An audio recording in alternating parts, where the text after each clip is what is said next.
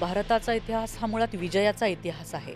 तर हा योद्ध्यांचा देश आहे. त्याच्यामुळे भारताची ओळखच हा क्षत्रियांचा, योद्ध्यांचा देश आहे अशी आहे. पहिली राणी कोण होती आपल्या भारतातली की जी खूप कुशल निपुण राणी होती युद्धामध्ये, प्रशासनामध्ये? ती राणी कोण होती? ज्ञात इतिहासातली आणि जिचे प्रत्यक्ष पुरावे आहेत, म्हणजे आपल्याला तिची नाणी, तिचे शिलालेख आणि तिचा संपूर्ण इतिहासातले तिचे संदर्भ स्पष्टपणे आपल्या हातात आहेत, अशी ज्ञात इतिहासातली महाराणी नागनिका.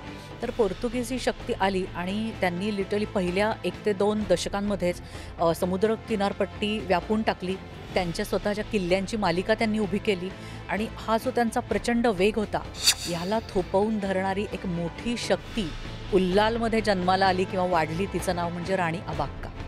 मराठे म्हणजे एक मोठं राष्ट्र होतं, मराठे म्हणजे एक मोठी वृत्ती होती आणि त्यांची माती वेगळी होती आणि औरंगजेबसुद्धा स्वतः याच मातीत त्याला दफन व्हावं लागलं. एवढं प्रचंड मोठं स्वराज्याचं बळ हे त्यावेळी ताराराणींच्या शक्तीमध्ये एकवटलेलं होतं, प्रकट झालेलं होतं. एक खूप मोठं नेत्रदीपक असं राणीच्या झाशीचं पर्व हे भारतामध्ये झालं आणि मी माझ्या झाशीसाठी, माझ्या भारत राष्ट्रासाठी, भरतखंडासाठी मी लढाई करीन, हा जो निर्णय घेण्याचं धाडस होतं, इथेच ती जिंकली होती, इथेच ती अपराजिता ठरली होती.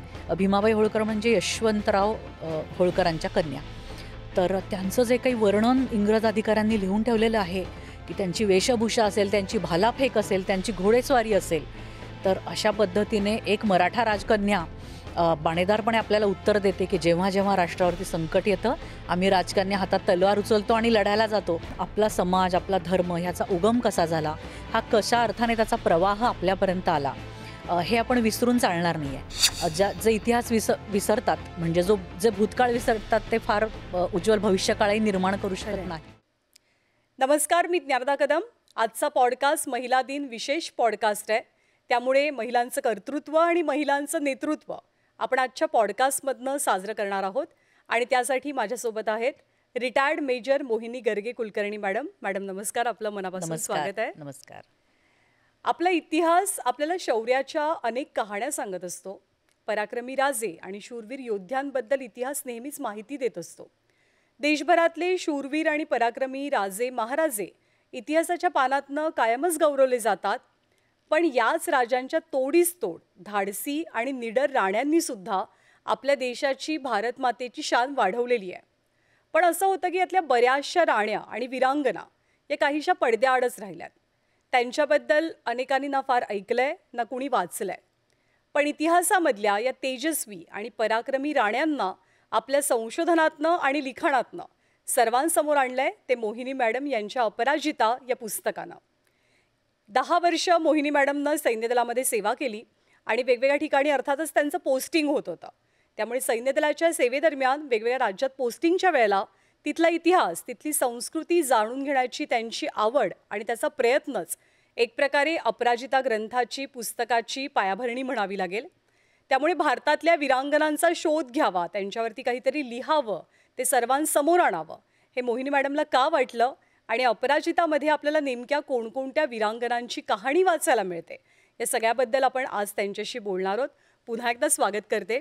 भारतीय राण्यांचा, वीरांगनांचा इतिहास प्रचंड मोठा आहे.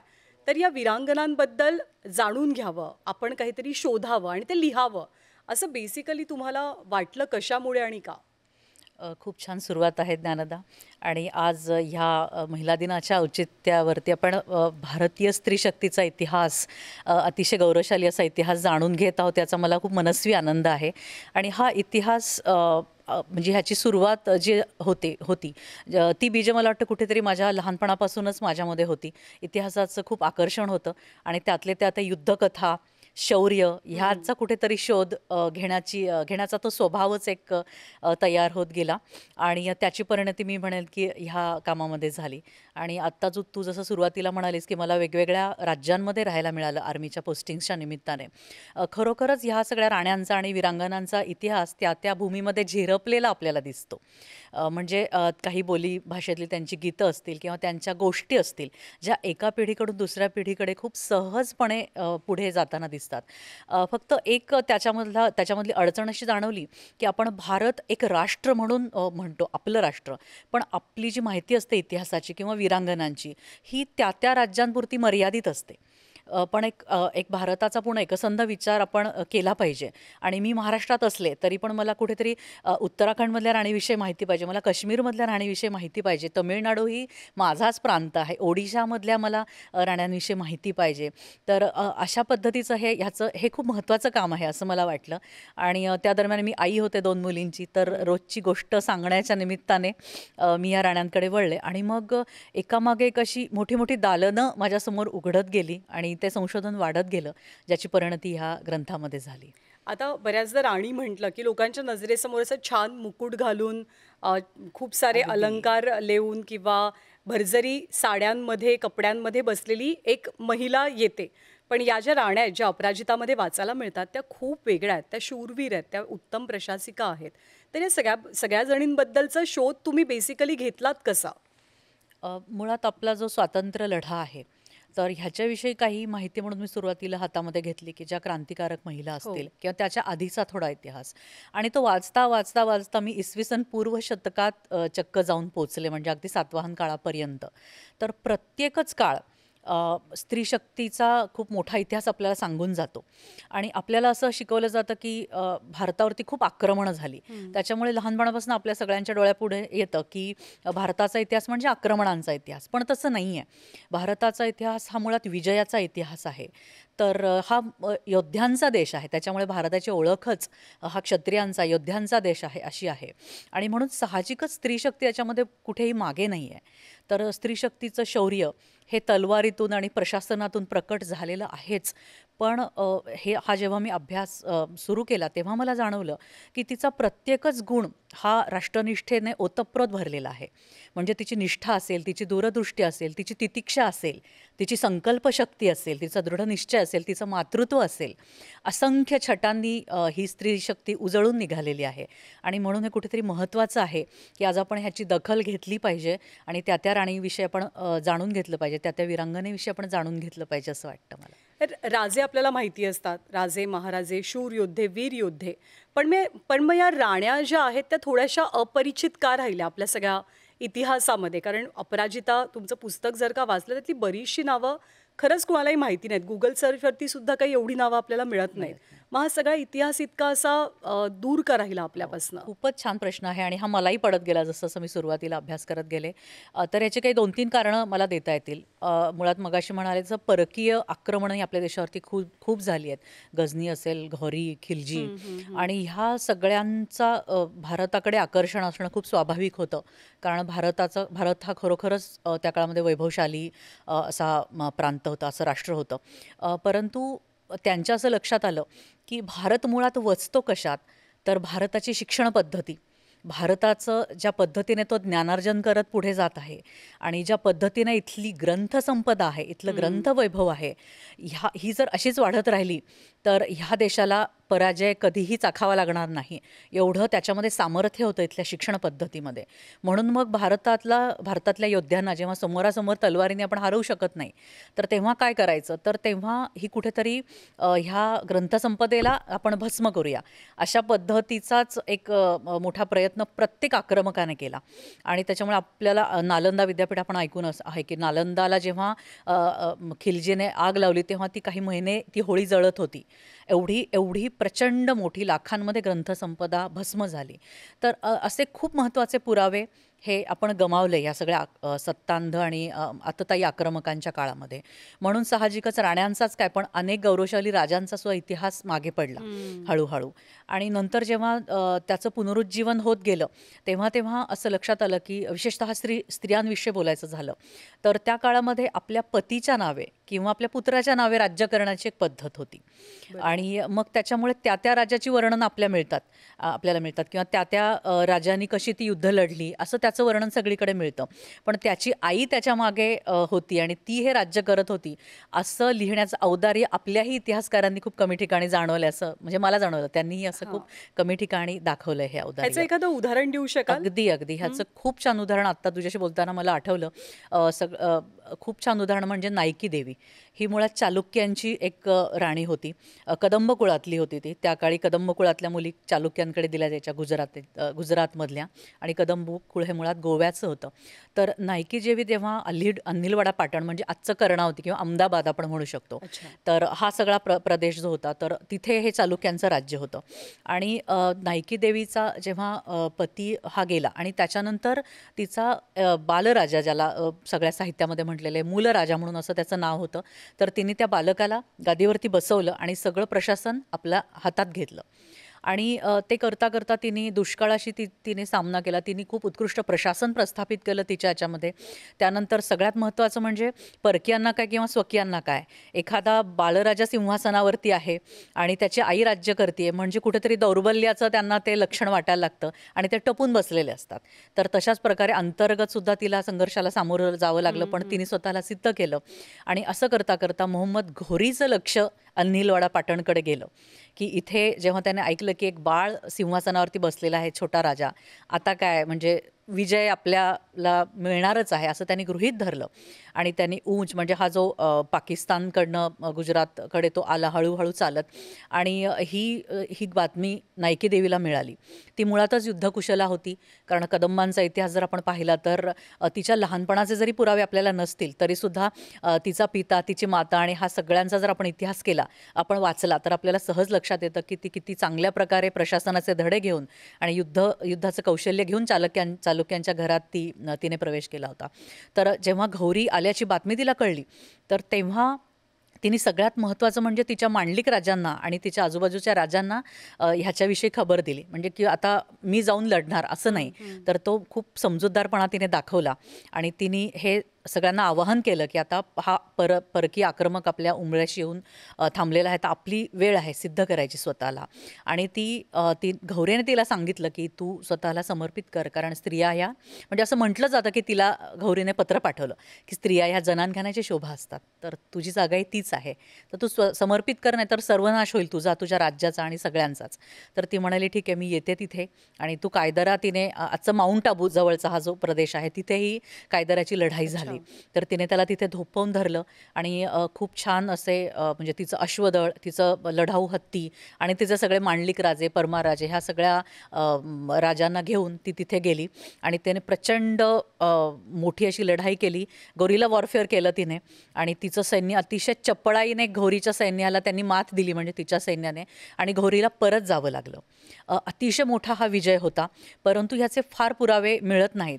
तर जो इतिहास घोरीकडनं लिहिला गेला, तबकाते नासिरी असेल किंवा असे अनेक ग्रंथ घोरीचा इतिहास आपल्याला अगदी डिटेल सांगतात. पण त्याच्यामध्येही त्यांनी म्हटलंय की अन्निलवाडा म्हणजे अन्निलवाडाचा राजा हा खूप शक्तिशाली राजा होता, त्याच्याकडे हत्ती होते, घोडे होते, आणि त्यांनी अतिशय मोठ्या कौशल्याने घौरीला हे केलं. आणि घौरी थोडासा त्रस्त झाला आणि त्यांनी परत जायचा निर्णय घेतला आणि तिथून तो थेट परत गेला वगैरे वगैरे. अशा छान भाषेमध्ये त्यांनी हा सगळा इतिहास रचलेला आहे. पण एका स्त्रीकडून मोहम्मद घौरी पराभूत झाला, आणि हा जो सगळ्यात मोठा त्याचा पराभव असेल, तर ह्याची नाचक्की होऊ नये त्याची, म्हणून कुठेही नायकी देवीचं नाव किंवा एक स्त्री किंवा तो राजा लहान होता आणि त्याच्या आईकडून हा पराभव झाला एवढं सुद्धा लिहिण्याची त्यांनी तसदी घेतली नाही, म्हणून तो इतिहास एकतर मागे राहिला. परंतु चालुक्यांचा इतिहास ज्याच्यामध्ये मिळतो आपल्याला प्रामुख्याने, त्यातलं एक नाव म्हणजे जैनाचार्य जैन मुनी तुंगाचार्य, मेरुतुंग.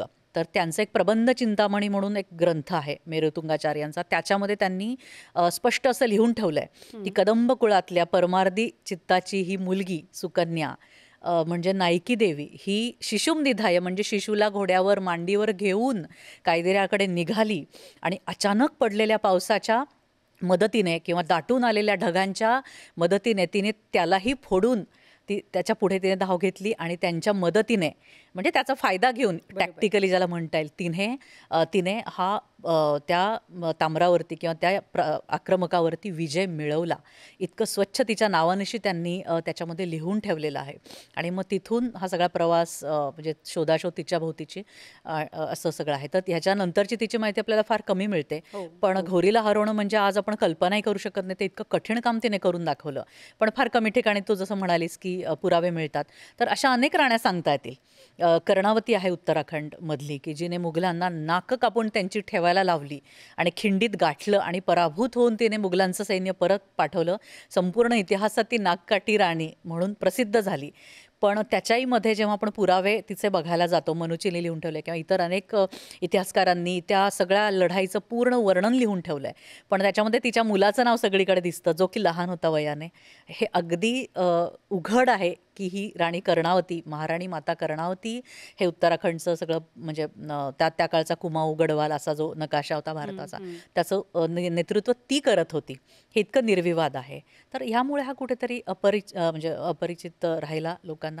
आणि नंतरसुद्धा ज्या प्रमाणामध्ये इतिहासाचं संकलन आपण स्वातंत्र्यानंतर करायला हवं होतं, पुनर्लेखन किंवा व्यवस्थित ते करून त्याचा एक प्रकारे कोडिफिकेशन ज्याला आपण म्हणतो, तर एक संकलन म्हणूया आपण इतिहासाचं, हे वीरांगनाविषयीचं अजिबातच गांभीर्याने ते कुठेही झालेलं नाही आहे.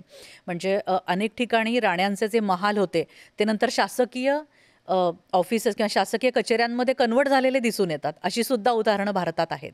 त्यांचे महाल आपल्याला जपून ठेवावे असे वाटले नाहीत, ह्या शौर्याच्या खुणा आपल्याला मिरवाव्याशा वाटल्या नाहीत.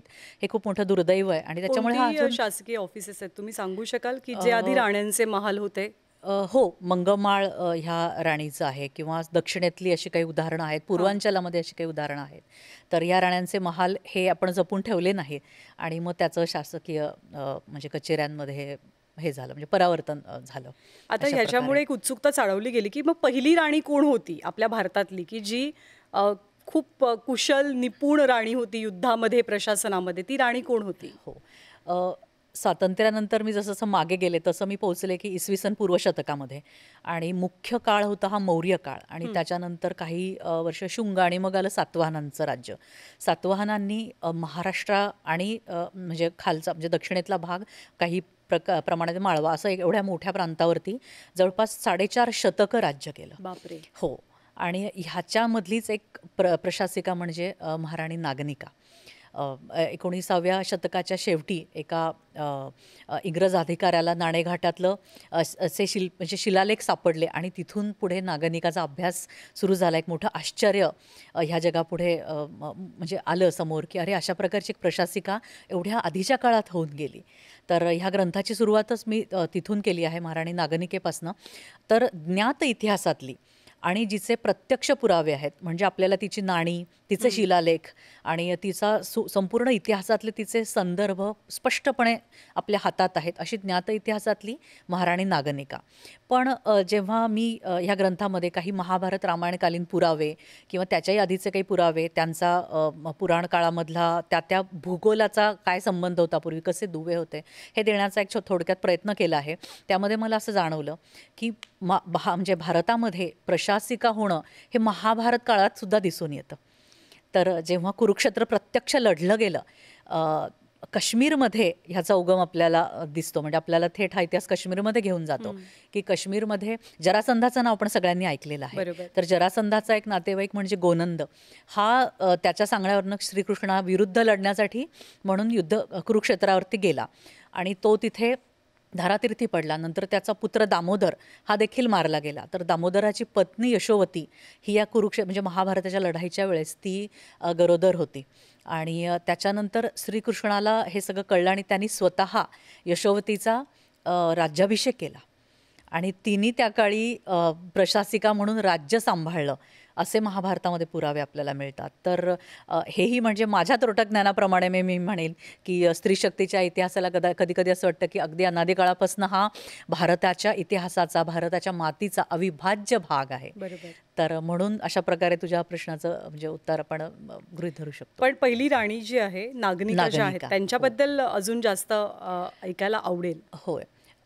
हा जो काळ होता सातवाहन काळ, तर ह्यामध्ये प्रामुख्याने आपल्याला सम्राट अशोकाचा इतिहास सगळ्यांना माहिती आहे की हिंसेतनं त्याने बौद्ध धर्म स्वीकारला आणि त्यानंतर ही सगळी एकूण जी लाट आली त्याच्यामध्ये कुठेतरी क्षात्रधर्म हरवत चालला होता.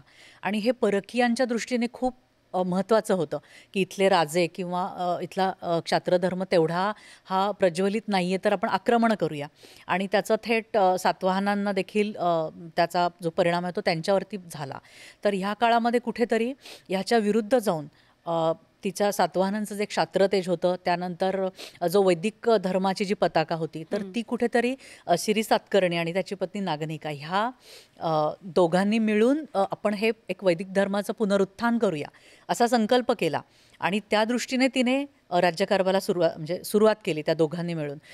त्यांनी राज्याचा खूप मोठा विस्तार केला. तिची अतिशय उत्तम साथ त्याला मिळाली आणि त्याच्यानंतर देखील तिने त्यांच्या मुलाला गादीवरती बसवून स्वतंत्रपणे प्रशासन केल्याचं दिसून येतं. तिच्या काळामध्ये आंतरराष्ट्रीय व्यापार म्हणजे मुळातच भारताची जी पश्चिम किनारपट्टी होती, इथे कुठल्याही काळात जर आपण पाहिलं तर आंतरराष्ट्रीय व्यापार हा भरभराटीला आलेला आपल्याला दिसून येतो.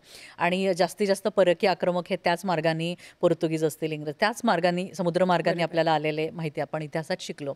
तर अशाच प्रकारे सातवाहनच्या काळात, त्यांच्या काळात सुद्धा खूप मोठा आंतरराष्ट्रीय व्यापार हा अतिशय म्हणजे खूप तो आपण म्हणूया की खूप मोठा हे झालेला होता, म्हणजे विकसित झालेला होता.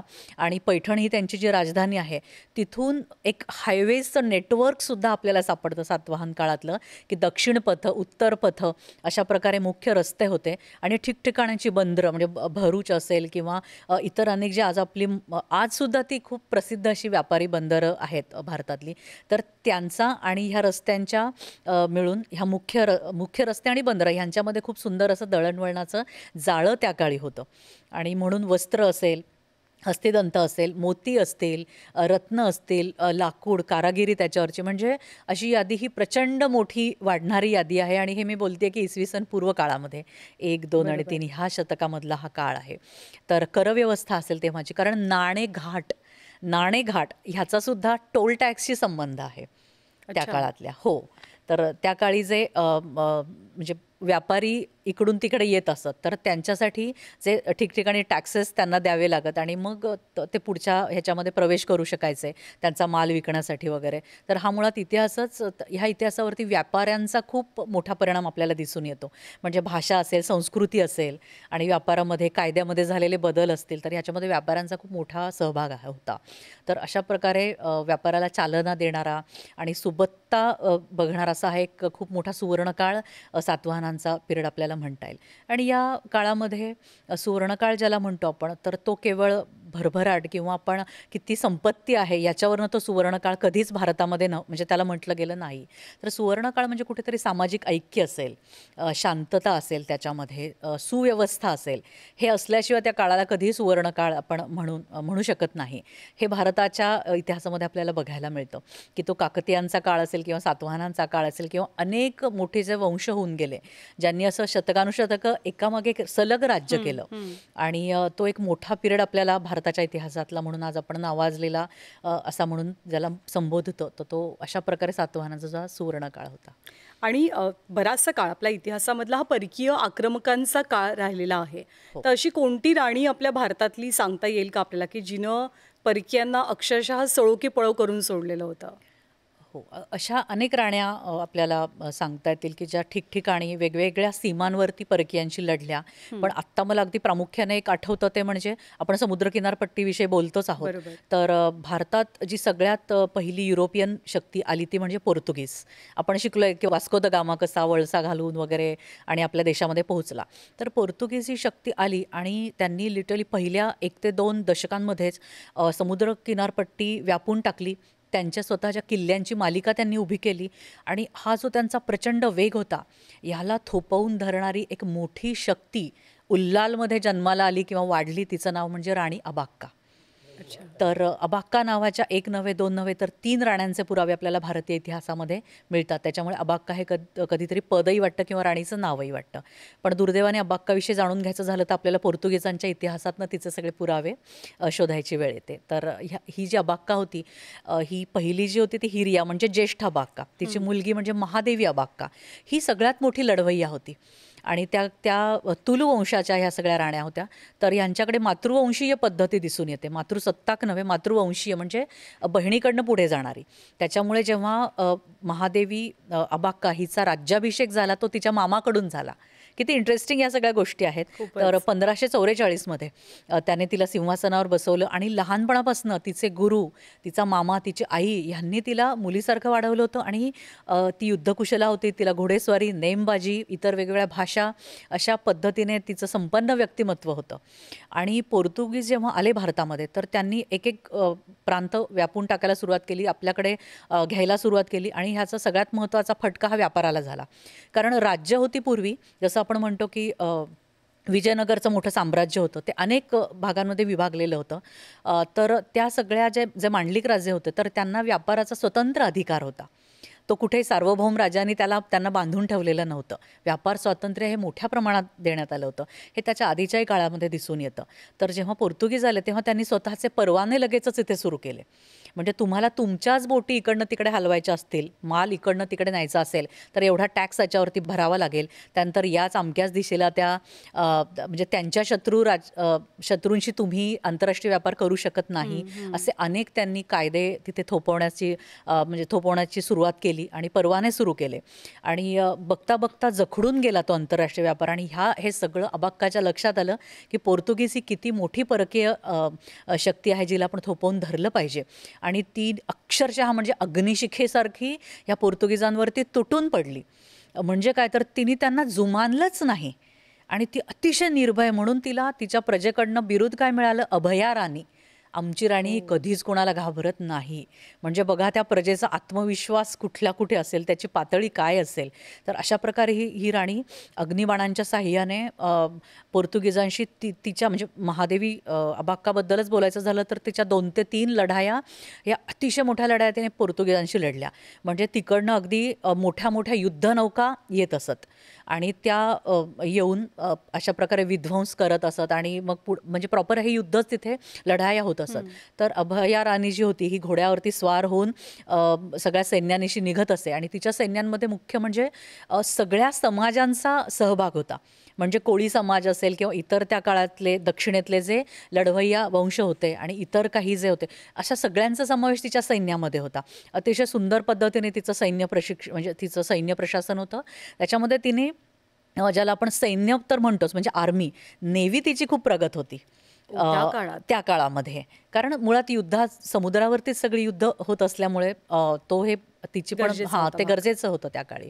तर अशा प्रकारे तिला एकदा तर पकडली गेली ती, पण तिने रातोरात कुठेतरी आश्रय घेतला आणि रातोरात 200 सैन्याला जमवून तिने पुन्हा एकदा त्या पोर्तुगीज व्हॉइसरॉयवरती आक्रमण केलं दुसऱ्या दिवशी आणि 200 जण तिथेच कापून काढले. त्यात खुद्द तो व्हॉइसरॉय सुद्धा गेला. आणि अशा पद्धतीने पुन्हा तिने राज्य प्रस्थापित केलं. आणि ही राणी पोर्तुगीजांशी लढली. गोव्याला जसा एक वेगळा मुक्तीसंग्राम करावा लागला भारताला, पोर्तुगीजांच्या विळख्यातनं कुठेतरी तो प्रांत परत मिळवावा लागला. जर राणी अबाक्का नसली असती तर गोव्याच्या खालचा प्रदेश देखील पोर्तुगीजांनी गोव्यासारखाच तो घेतला असता, कारण गोवा हे त्यांचं मुख्य तळ होतं. पण तिची एवढी हिंमत होती की तिने गोव्याच्या खाली त्यांना सरकू दिलं नाही आणि दक्षिण भारत राहिला. एवढे तिचे अनंत उपकार आपल्या देशावरती आहेत. तर ही राणी तिचा शेवटसुद्धा हा रणांगणावरती ती धारातीर्थी पडली पोर्तुगीजांशी लढताच. तर अशा प्रकारे ती अनेक वर्ष तिने राज्य केलं. आणि ह्यानंतर जी तिसरी अबाक्का पिएत्रा दे लोवेला ह्याच्या साहित्यातनं आपल्याला मिळते. हे मला आत्ता आठवतं आहे, कारण तुझं सुरुवातीला म्हणालीस की राणी म्हणजे अशा छान पोशाख घातलेली, आणखीन भरजरी म्हणजे पोशाख आणखीन दागिन्यांमध्ये मढलेली, ह्या संकल्पनेला छेद देणारी ही तिसरी अबाक्का होती. हो. आणि जेव्हा त्याचा प्रवास इकडे आला तेव्हा त्याने परदेशामध्ये सुद्धा अबाक्का या शक्तीविषयी तो ऐकून होता. कारण त्याला अनेक तिथल्या राजांनी सांगितलं होतं की तू जेव्हा भारतात जाशील ना तेव्हा पोर्तुगीजांशी लढणारी अशी एक अबाक्का नावाची राणी आहे, तू तिला बघून या नक्की. एवढी कीर्ती महाश्वेता अबाक्काने पोर्तुगीजांविरुद्ध लढताना मिळवली होती. आणि त्याच्यामुळे तो जेव्हा आला की मला राणी अबाक्काला भेटायचं आहे, तिच्या वंशजांना भेटायचं आहे, तर तेव्हा त्याच्या लक्षात आलं की मार्केटमध्ये फिरता फिरता त्याने विचारलं की राणी अबाक्का कुठे आहे. तर त्यांनी दाखवलं की ती आहे ना, ती राणी अबाक्का येते आहे. आणि ती अनवाणी राणी, कॉटनच्या साडीमधली ती राणी होती. तेव्हा त्याला एकदम असा मोठा शॉक बसला की ही राणी अबाक्का. आणि तो मग तिच्या जवळ गेला आणि दुभाषाच्या साहाय्याने ते बोलायला लागले. तेव्हा तिने त्याची मातृवत चौकशी केली, की तुम्ही कुठे उतरलात? तुम्ही कसे आहात? तुम्ही का इतक्या तुमच्या मातृभूमीला सोडून इथे आलात? घरी सगळं व्यवस्थित आहे ना? तर तेव्हा त्याला कळलं, की ही किती मोठी शक्ती आहे आणि एक प्रशासिका म्हणून राणी किती मोठी आहे. तिचं बरोबर. फील्डवर्क त्याने पाहिलं सगळीकडे आणि तिचं तिचं न्यायदान पाहिलं. म्हणजे खूप खूप पैलू त्या राणी अबाक्काचे त्याने पानाच्या पानं लिहून ठेवलेत पिएत्रा देलो व्हॅले याने. तर अशा प्रकारे ही सळो की पळो करून सोडणारी अबाक्का नावाची शक्ती आणि भारतीय नौदलाने देखील तिला मानवंदना म्हणून तिच्या नावाच्या नौका म्हणजे IP वेसलच्या म्हणजे कमिशन केलेल्या आहे. त्याला नाव त्यांनी राणी अबाक्का असं दिलेलं क्या आहे. बात आहे. हो. आपण थोडंसं महाराष्ट्राकडे वळूया, कारण महाराष्ट्र शूरवीरांचीच भूमी राहिलेली आहे पहिल्यापासनं. आणि महाराष्ट्रात सुद्धा अशा अनेक पराक्रमी स्त्रिया होऊन गेल्या. पण राणी म्हटल्यावरती ताराबाईंचं, तारा राणींचं नाव सगळ्यात आधी आपल्या कुणाच्याही ओठांवरती येतं. बरोबर. तर तारा राणींबद्दल बऱ्याचशा गोष्टी माहिती आहेत, नव्यानं चर्चेला येतात. पण कशा होत्या महाराणी ताराराणी, नेमक्या कशा होत्या? त्या युद्ध कौशल्यामध्ये किती निपुण होत्या? प्रशासिका म्हणून कशा उत्तम होत्या? कारण संभाजीराजेंनंतर जर का राज्यकारभार पुढं नेण्याची जबाबदारी कोणावरती ती आली, ती राजारामांवरती आणि ताराराणींवरती आलेली अगदी होती. बरोबर. बरोबर. तर तारा राणी बाईसाहेब म्हणजे हंबीरराव मोहितेंची कन्या.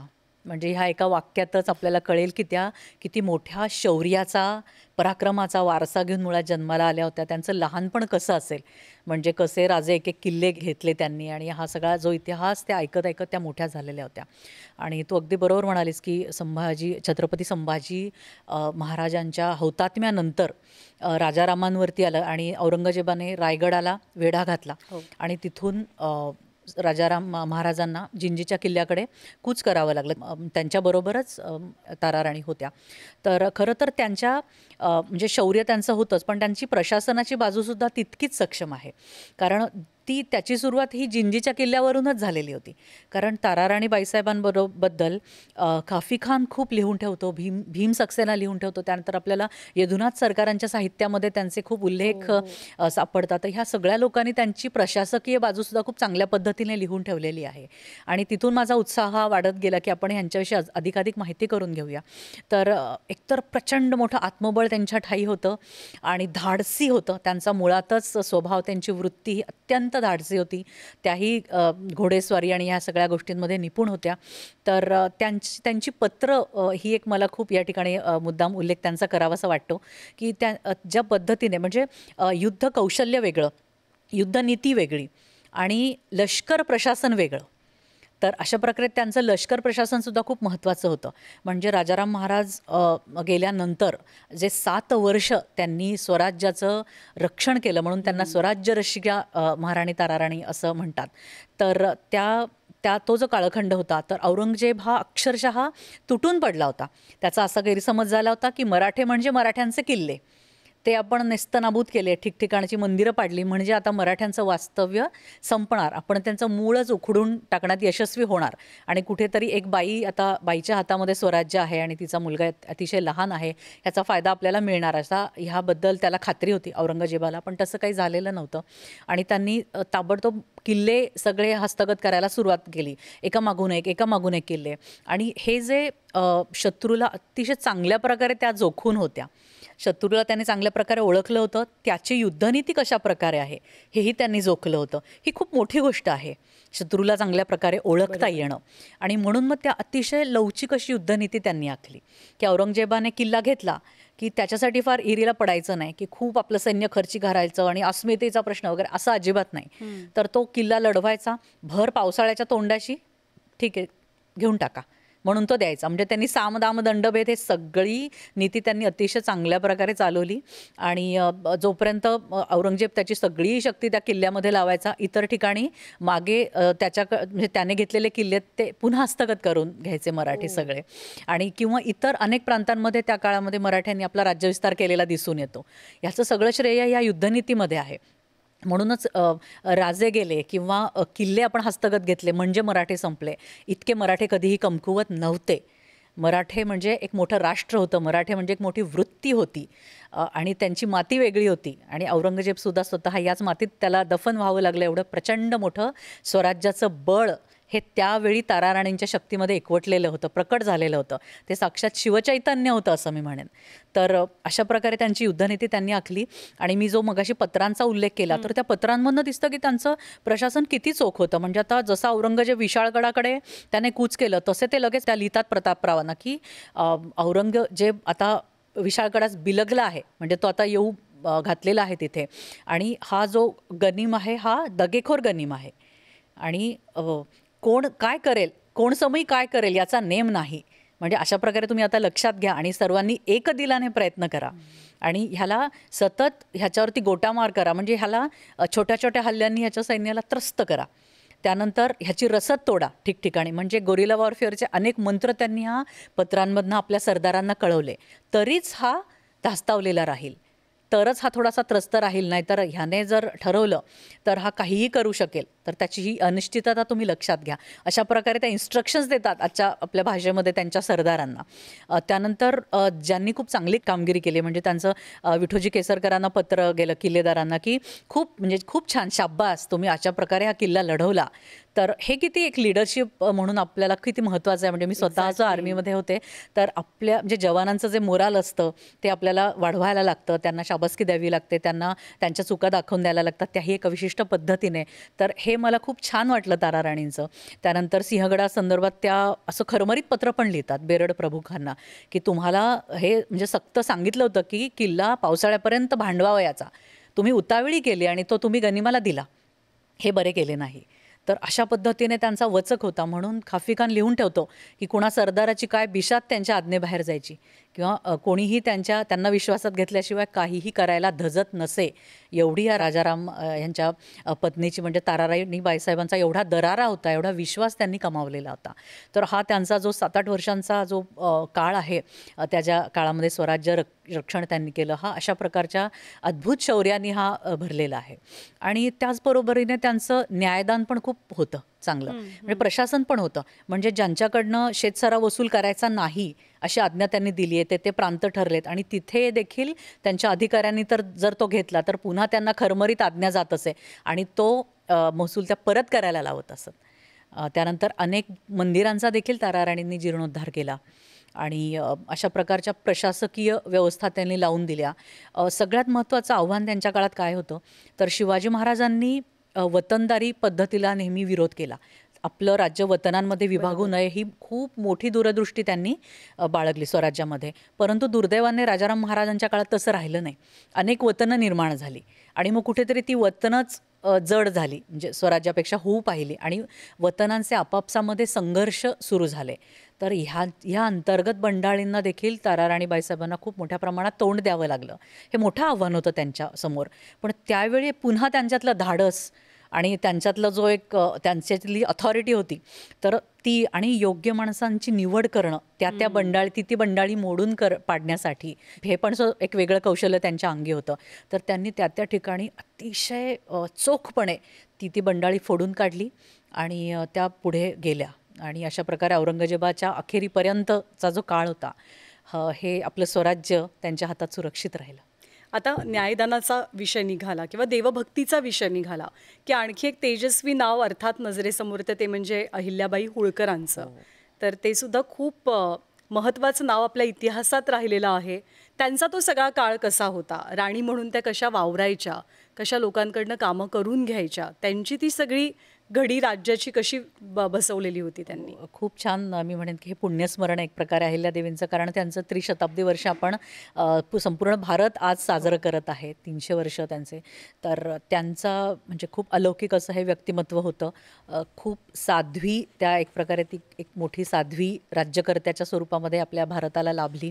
लोकोत्तर अशा त्या होत्या राज्यकर्त्या म्हणून. आणि अनेक अनेक पैलू त्यांचे आहेत. म्हणजे सामरिक पैलू असेल, जसं तू म्हणाली की देवनिष्ठा. तर अशा प्रकारच्या एका राज्यकर्तीने जिच्या सगळ्या म्हणजे राज्याच्या बाजू म्हणूया आपण की लष्कर प्रशासन असेल, नागरी प्रशासन असेल, सामरिक बाजू असेल, ह्या सगळ्या बाजू जिला अत्यंत चांगल्या प्रकारे माहिती होत्या, अशी एक राज्यकर्ती एवढ्या म्हणजे मंदिरांचा जीर्णोद्धार करते, ही खूप खूप वेगळी गोष्ट होती. म्हणजे केवळ त्या विटा रचून त्यांनी त्या मंदिरांचा जीर्णोद्धार केला नव्हता, तर कुठेतरी ही मंदिरं म्हणजे एक ऊर्जेची केंद्र होती. कारण परकीय धामधुमीमध्ये अनेक मंदिरं नेस्तनाबूत करण्यात आलेली होती आणि त्याबरोबरच खच्चीकरण करण्यात आलेलं होतं. ते म्हणजे भारतातल्या प्रजेचं, भारतातल्या लोकांचं, त्यांचा कुठेतरी आत्मविश्वास खालावलेला होता. म्हणून ह्या सगळ्यांच्या मागे त्यांचा म्हणजे त्यांचा जो हेतू होता की हनुमानाला जसं त्याच्या शक्तीचं पुनस्मरण झालं आणि त्यांनी मोठं उड्डाण केलं, त्या प्रकारे ह्यातनं जी उपासना सगळ्यांमध्ये जाईल, तर तिथून कुठेतरी भारतातली ही सगळी प्रजेची मनगट आहेत ही सशक्त होण्यासाठी मदत होईल, असा एक मोठा हेतू त्यामागे होता. म्हणून त्यांनी हा जो जीर्णोद्धाराचा मोठा हे जे पर्व आपण पाहिलं, तर ते कुठेतरी वैयक्तिक पुण्य पापाच्या खूप पुढे गेलेलं होतं आणि हे एका प्रकारे संस्कृतीचं पुनरुत्थान होतं. भारताच्या प्रजेचं एक कुठेतरी सशक्तीकरण होतं त्यांनी जे मंदिरांच्या माध्यमातून घडवून आणलं. बरोबर. याच्या व्यतिरिक्त अतिशय चोख असा व्यवहार हे त्यांचं खूप मोठं वैशिष्ट्य आहे. कारण त्यांच्यानंतरही त्यांनी म्हणजे त्यांच्या मुलानंतर तुकोजीराव होळकरांकडे सुभेदारी गेली, पण तरीसुद्धा माधवराव पेशव्यांचं एवढं त्याच्यामागे दूरदृष्टी होती की त्यांनी हे स्पष्ट केलं की सुभेदारी म्हणजे सैन्याच्या ज्या मोहिमा आहेत ते तुकोजी होळकर लढतील, पण प्रशासन जे आहे ते मात्र अहिल्यादेवींकडे राहील. अशा प्रकारे त्यांनी कधीही अहिल्यादेवींना तीर्थयात्रेला पाठवलं नाही किंवा त्यांना तिथून रिटायरमेंट दिली नाही. एवढा मोठा दीर्घ कालखंड अहिल्यादेवींनी अक्षरशः म्हणजे गाजवला असं आपण म्हणूया की इंदोरवरनं त्यांनी महेश्वरला राजधानी नेली. वैयक्तिक आयुष्यात त्यांनी प्रचंड दुःख भोगली आणि त्यातून पतीचं दुःख, पुत्राचं दुःख हे सगळं त्यांनी पाहिलं. अनेक मृत्यू त्यांनी पचवले आणि त्यातनं त्या ताऊन सुलाखून निघाल्या. मग त्यांनी महेश्वरची जी राजधानी स्थापन केली, म्हणजे आजही आपण तिथल्या राजवाड्यामध्ये त्यांची प्रतिज्ञा बघू शकतो की आजच्या प्रशासकांना ती किती महत्त्वाची खरं तर आहे शपथ, की माझ्या सत्तेमुळे मी जे जे कार्य आज इथे करत आहे तर त्या प्रत्येकाचा जाब मला परमेश्वराला द्यायचा आहे. ह्या भावनेतून त्यांनी ते राज्याचे विश्वस्त म्हणून कुठेतरी त्यांनी ते राज्य केलं. कुठेही सत्ताधीश म्हणून नव्हे, कुठेही वर्चस्व गाजवायचं म्हणून नव्हे, तर अशा प्रकारे. आणि सुबत्ता म्हणजे काय, ते वर्णन अतिशय म्हणजे सुंदर आहे. जेव्हा त्यांनी महेश्वर राजधानी विकसित करायला घेतली, तिथे विणकर असतील, आज आपण महेश्वरी साड्यांवरती इतका छान आपल्याला तो गौरव वाटतो त्या नेसल्यावरती, तर विणकर, कारागीर, विद्वान या सगळ्यांना त्यांनी तिथे आवाहन केलं आणि ज्या पद्धतीने ही राजधानी अशी झळाळून म्हणजे उठली अहिल्यादेवींच्या काळामध्ये, ते खूप मोठं पर्व भारतातलं होतं. तर चोख प्रशासन आणि अकाउंटेबिलिटी ही ह्याची जी पातळी त्यांच्या राज्यामध्ये होती ती फार क्वचित आपल्याला बघायला मिळते, की एखाद्या सरकारी अधिकाऱ्याची काय जबाबदारी असू शकते कुठल्या लेवलला जाऊन, ही अचंबित करणारी आहे त्यांच्या काळामध्ये. तर त्याची जबाबदारी. आणि त्यानंतर नागरी प्रशासन एवढ्या चांगल्या पद्धतीने त्यांनी केलंच, पण सैन्याकडे त्यांनी कधी दुर्लक्ष केलं नाही. बरोबर. तर त्यांनी तेवढंच चांगल्या प्रकारे तेही केलं. अशा सगळ्या पद्धतीने जे बॅलेन्स्ड आपण म्हणूया असं राज्य त्यांनी केलं. आणि भारतीय स्त्रीच्या शौर्याचं सर्वोच्च प्रतीक मानलं जातं ते म्हणजे झाशीची राणी लक्ष्मीबाई. हो. म्हणजे आजही फॅन्सी ड्रेस कॉम्पिटिशन्स अगदी. असोत किंवा महाविद्यालयातली कुठल्याही कथामालिकेतली मोठी भाषणं असोत, म्हणजे राणी लक्ष्मीबाईंचा उल्लेख होत नाही, त्यांच्याबद्दल बोललं जात नाही, असं आपण बघतच नाही. बरोबर. तर ते शौर्य कसं होतं, कसं त्यांनी गाजवलं? खूप छान होतं. तिच्या म्हणजे स्मरणाशिवाय असं वाटतं की आपला भारतीय स्त्रीशक्तीचा इतिहास अपूर्ण आहे. पण हे जे तिने मिळवलं उत्तर हिंदुस्थानामध्ये, तिचा जो आपल्याला प्रभाव एकूण दिसतो, की आपण आजही चिडवताना म्हणतो की हो खूप मोठी झाशीची राणी लागून गेली आहेस, तर एवढा जनमानसावरती एवढ्या दिवसानंतरही तो अतिशय कोवळ्या वयामध्ये तिने इंग्रजांविरुद्ध ही मोठी लढाई केली. अतिशय साध्या घरातली ती होती. पेशव्यांच्या वाड्यामध्ये वाढलेली एक म्हणजे मोरोपंत तांबेंची ती मुलगी होती. बरं, देहयष्टीसुद्धा अशी काही खूप मजबूत आणि धिप्पाड असं काहीही नव्हतं. अतिशय नाजूक ज्याला म्हणता येतील आणि सर्वसामान्य मुलीसारखी तिची देहयष्टी होती. पण त्या देहामध्ये भरलेलं जे काही आत्मबळ होतं ते इतकं प्रचंड होतं की तिच्या लहानपणाचे किस्सेसुद्धा खूप प्रसिद्ध आहेत की तेव्हा दसऱ्याला अशी मिरवणूक काढायची पेशव्यांमध्ये परंपरा होती. तर नानासाहेब पेशवे तिला बसू देत नव्हते हत्तीवर, तर ती अगदी अशी चिडून त्यांना म्हणाली होती की एक दिवस मी अशा हत्तींची रांग लावी ना माझ्या अंगणामध्ये, तेव्हा तुला दाखवून देईल.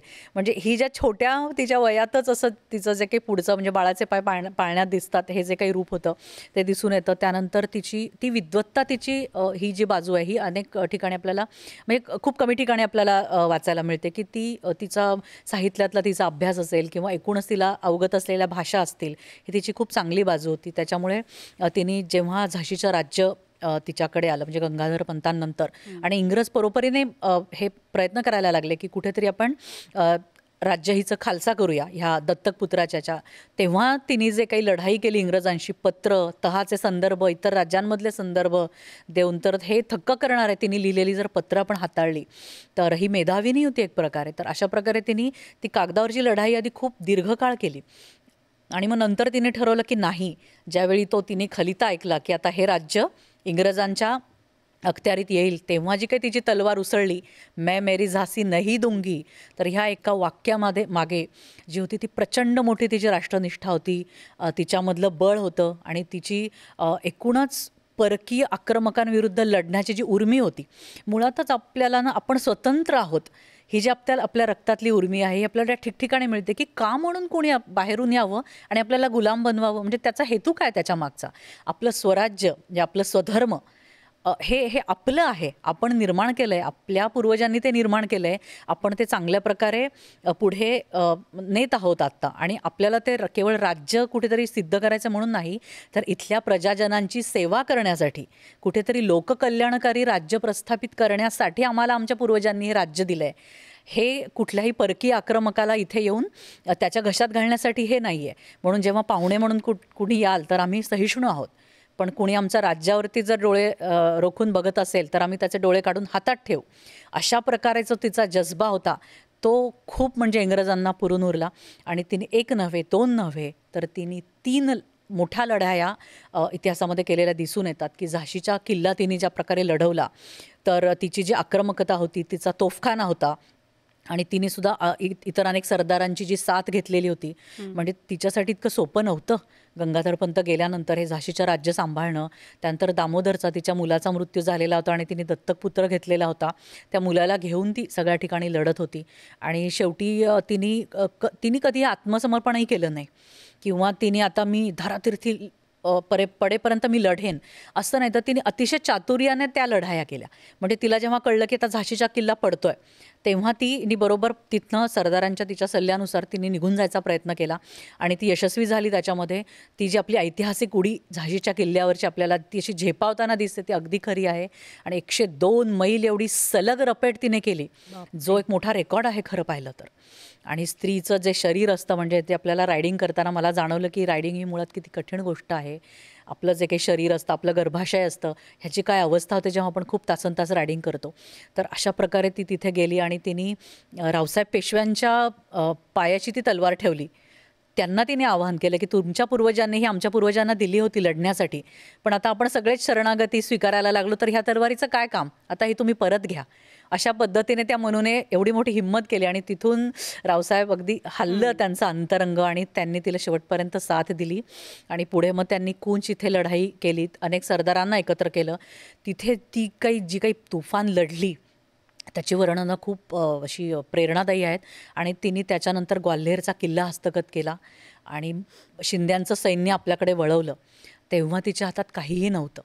म्हणजे आज जेव्हा आपण तुटून पडतो, मोडून पडतो आणि आपल्याला वाटायला लागतं की आपल्याकडे काही नाही उरलं, तर अशीच एक अवस्था झाशीच्या राणीची सुद्धा त्या काळी झालेली होती. तिचं सैन्य नव्हतं, तिचे घोडे नव्हते, तिच्या हातात काहीही नव्हतं. म्हणून ग्वाल्हेरच्या साहित्यामध्ये या ओळी प्रसिद्ध आहेत की पत्थर मिट्टी से फौज बनाई, काठ से कठवाड, पहाड उठा के घोडी बनाई, राणी चली ग्वालियर. काहीच नव्हतं, बस एक कुठेतरी पहाडाचा घोडा केला आणि काय काय कशाचं तरी केलं आणि ती ग्वाल्हेरला गेली परत, हार नाही मानायची. आणि अशा प्रकारे तिथे ती धारातीर्थी पडली.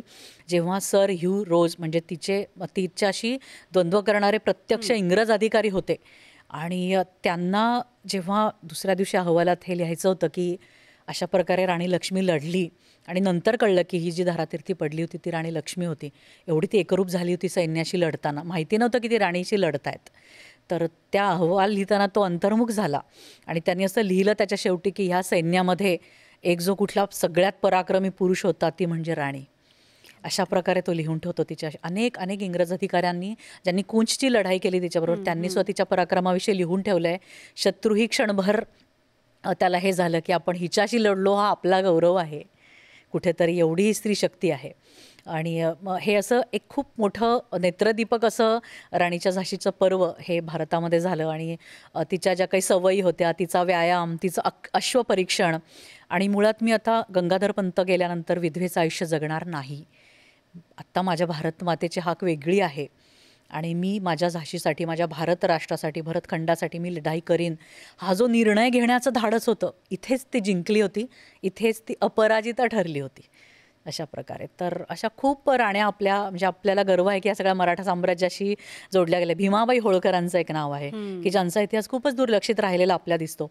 1818 साली त्यांनी म्हणजे 1817 साली जी माहितपूरची लढाई झाली मोठी, त्या तहानंतर होळकरांना आपलं राज्य, म्हणजे त्यानंतर मुळात इंग्रजांचंच राज्य म्हणजे झालं आणि मराठा साम्राज्य संपलं 1818 नंतर. तर त्या महत्त्वपूर्ण काळखंडाच्या त्या साक्षीदार आहेत आणि त्या माहितपूरच्या लढाईत पण लढल्या. आणि त्यांचं जे काही वर्णन, म्हणजे ह्या भीमाबाई होळकर म्हणजे यशवंतराव होळकरांच्या कन्या, तर त्यांचं जे काही वर्णन इंग्रज अधिकाऱ्यांनी लिहून ठेवलेलं आहे की त्यांची वेशभूषा असेल, त्यांची भालाफेक असेल, त्यांची घोडेस्वारी असेल, तर अशा पद्धतीने एक मराठा राजकन्या बाणेदारपणे आपल्याला उत्तर देते की जेव्हा जेव्हा राष्ट्रावरती संकट येतं, आम्ही राजकन्या हातात तलवार उचलतो आणि लढायला जातो. ह्यांनी त्यांचं सुद्धा अंतःकरण हल्लं इंग्रज अधिकाऱ्यांचं. आणि त्यांच्याशी अनेक जणांनी लिहिले, मालकमनी लिहिलं की ही राजकन्या खूप अद्वितीय होती. आणि दुर्दैवाने पुढे त्या पकडल्या गेल्या, कारण सैन्य आणि ह्या सगळ्या गोष्टी पुढे गेल्या आणि इंग्रजांनी तो सगळा प्रांत काबीज केला. तर खूप खूप मोठा हा भीमाबाई होळकरांचा सुद्धा प्रेरणादायी असा इतिहास आपला इतिहास म्हणून आपण सांगू शकतो. अगदी खरं आहे. पण आत्ताच्या काळामध्ये आपण बोलायचं झालं तर अपराजिता हे पुस्तक आहे किंवा या राण्यांच्या कहाण्या आहेत, त्यांच्या प्रशासनाच्या कहाण्या आहेत, त्या जाणून घेणं, त्याचा अभ्यास करणं या टप्प्यावरती किंवा आजच्या युगामध्ये तुम्हाला का महत्त्वाचं वाटतं? खूप छान प्रश्न आहे. कारण आज आपण इतिहासाचा का अभ्यास करायचा? तर इतिहास हे मला वाटतं की कुठल्याही राष्ट्राचं जे अस्तित्व आहे, त्या अस्तित्वाचाच मुळात हा आढावा आहे एक प्रकारे. आणि म्हणून आपला समाज, आपला धर्म ह्याचा उगम कसा झाला, हा कशा अर्थाने त्याचा प्रवाह आपल्यापर्यंत आला, हे आपण विसरून चालणार नाही आहे. जे इतिहास विसरतात, म्हणजे जे भूतकाळ विसरतात, ते फार उज्ज्वल भविष्यकाळही निर्माण करू शकत नाहीत, हे आजच्या पिढीने लक्षात घेतलं पाहिजे. आणि इतिहासातल्या ह्या ज्या व्यक्तिरेखा आपण आज इथे बोलतोय, त्यांनासुद्धा सगळ्यात मोठी त्यांच्या रक्तातली जी उर्मी होती ती कुठून मिळाली होती? तर इतिहासातून मिळाली होती. म्हणजे आपण शिखांचा इतिहास जर पाहिला, संत योद्धा माई भागो झाल्या किंवा त्याच्यानंतरच्या सरदारनी साडाकौर झाल्या, ह्यासुद्धा त्यांना माहिती होतं की मुघलांनी कशा प्रकारे छळ करून शीख धर्मातले एक एक धर्मगुरू संपवले. आणि आता गुरु गोविंद सिंहांना साथ देणं, शेवटपर्यंत साथ देणं ही आपलं कर्तव्य आहे. आणि त्या शत्रूवरती तुटून पडल्या. पंजाबी साम्राज्य जे राजा रणजित सिंहाने निर्माण केलं, त्याची सासू जी मिलिटरी मास्टर माइंड होती, इथपर्यंत हा इतिहास आपल्याला घेऊन जातो. तर ही मुळात त्यांनीसुद्धा इतिहासातनं प्रेरणा घेतली आणि त्यांनी तो जो प्रवाह होता हा पुढे अखंड ठेवला. म्हणूनच एक राष्ट्र म्हणून अतिशय मोजक्या अशा देशांना जो इतिहास लाभला, त्याच्यापैकी आपण एक आहोत. याचा गौरव आपल्याला आज वाटला पाहिजे की अनेक स्थित्यंतरांमधनं आपण आलो, तरीही आपण अबाधित आहोत, आपण शाश्वत आहोत आणि आपलं अस्तित्व आजही नकाशावरती आहे. याचा गौरव आपण वाटून घेतला पाहिजे. खचित त्याच्यावरती आपल्याला आपला आत्मविश्वास त्याच्यामुळे वाढेल. आणि कुठेतरी हा प्रवास आपण स्वराज्य आणि सुराज्य सुद्धा, ज्या अर्थी एवढा बलिदानांनी आपल्या ह्या सीमांची सुरक्षा झालेली आहे, आपला राष्ट्र आज अबाधित ठेवला गेला आहे, त्या बलिदानांमुळे आज हे आपलं कर्तव्य आहे की आपण सुराज्य इथे निर्माण करायचं. अनेक धडे आपल्याला इतिहासातनं मिळतात की खूप सहिष्णुतेचा काय परिणाम होतो किंवा अनेक प्रांत हे कसे सहजासहजी परक्यांनी घेतले त्यांच्याकडे, ते ह्यातनं अनेक धडेसुद्धा आपल्याला मिळतात. आणि मला असं वाटतं ना ज्ञानदा, की आपण इतिहासातल्या या व्यक्तिरेखांचं दैवतीकरण खूप हल्ली करतो की पटकन त्याचं एक दैवत करून टाकलं की संपलं. तर तसं न करता विशेषतः वीरांगणांविषयी मला असं वाटतं की कुठेतरी ह्या योद्धा होत्या, पण त्या स्त्री योद्धा होत्या. तर ह्यामुळे त्यांच्याशी अनेक पैलू निगडीत आहेत. त्यांचं स्त्रीमन आहे, त्यांच्या भावना आहेत, त्यांनी प्रसंगी घेतलेले कठोर निर्णय आहेत. तर हे आजही आठवण्यासारखे आहेत. जेव्हा माझ्या आयुष्यात मला काहीतरी आव्हान समोर उभं आहे, तेव्हा तेव्हा मला या वीरांगना खुणावतात. यांचा इतिहास मला प्रेरणा देऊन जातो आणि त्या त्या प्रसंगातनं तो मला बाहेर काढतो. आणि मला माझ्या मुलींसाठी एक आई म्हणून आज काय त्यांच्या हातावर द्यायला आवडेल, तर मला हा अपराजितांचा इतिहास द्यायला आवडेल, की आपलं ते मूळ आहे, आपला तो इतिहास आहे, आपण त्यांचे वंशज आहोत. त्याच्यामुळे हरण्याचा, निराश होण्याचा, डिप्रेस होण्याचा आपल्याला काहीही अधिकार नाही आणि आपल्या ते रक्तातच नाही आहे आणि आपल्याला तसं कधीही वाटता कामा नये. एवढे सकारात्मक म्हणजे आपल्यामधली जी सकारात्मक ऊर्जा असते तर ती कुठेतरी जागवण्याचा मोठा हा प्रयत्न आहे त्यांचा इतिहासाचं स्मरण करणं. म्हणून आज हा इतिहास आपण वाचला पाहिजे. अगदी जाता जाता आपल्या गप्पांचा शेवट करताना एक विचारावं असं वाटतं की आता आपण कॉर्पोरेटमध्ये लेडी बॉस ही कॉन्सेप्ट पाहतो. हो. तर बऱ्याचशा लेडी बॉसेस असतात ज्या आपली टीम घडवतात, ज्यांना पुढे जायचं आहे, ज्यांना लीड करायचं आहे. तर त्या सगळ्या अशा लेडी बॉसेस ज्या आहेत किंवा ज्या बनू इच्छितात त्यांनी राण्यांकडनं काय शिकावं? अगदी जाताना खूप थोडक्यात. छान प्रश्न आहे. I just loved it. म्हणजे खूप महत्त्वाचं आहे. असं आहे की भारताच्या इतिहासामध्ये पाहिलं तर आपल्याला हे कळेल की स्त्री राज्यकर्ती होणं किंवा स्त्रीकडनं आपल्याला आपण सगळे तिच्या मंत्रिमंडळाचा भाग आहोत किंवा तिचे सेनापती आहोत, ह्याच्यामध्ये कुणालाही कधी कमीपणा वाटत नव्हता. एवढा मोठा स्वीकार त्या म्हणजे अगदी अनादी काळापासून भारतात आपल्याला झालेला दिसतो की तिची सत्ता कोणी उलथवून टाकण्याचा प्रयत्न केला नाही किंवा तिला कधी कोणी कमी लेखलं नाही. मला असं वाटतं की एक लीडर हा लीडर असतो. म्हणजे जे आम्हाला आर्मीत शिकवतात की तुम्ही एक अधिकारी आहात आधी सगळ्यात पहिले आणि नंतर तुम्ही स्त्री अधिकारी आहात किंवा जे कोण आहात. आधी तुम्ही एक सैनिक आहात, एक अधिकारी आहात आणि मग एक स्त्री आहात.